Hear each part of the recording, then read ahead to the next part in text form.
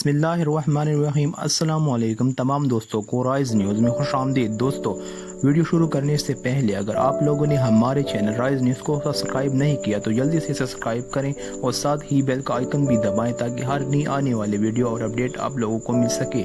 تو چلو دوستوں ویڈیو کو شروع کرتے ہیں۔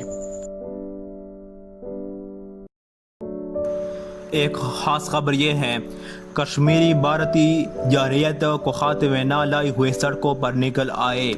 قابض دہشت گرد ریاستی فورسز کے خلاف شدید احتجاج کیا۔ تفصیلات کے مطابق تمام تر جبر اور سینسرشپ کے باوجود کشمیریوں کے احتجاج کے مناظر دنیا بھر کے سامنے آ گئے۔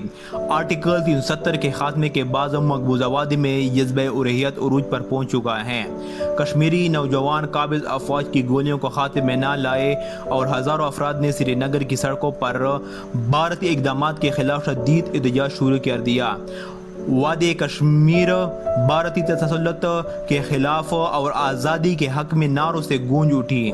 مظاہرین کی جانب سے سبز ہلالی پرچم لہرا کر پاکستان سے اپنا والہانہ لگاؤ کا بھی کھل کر اظہار کیا گیا۔ کشمیری کا کہنا ہے کہ ہم نے کبھی بھارت سے نہ الحاق کیا ہے اور نہ بھارتی قانون کو کبھی تسلیم کریں گے۔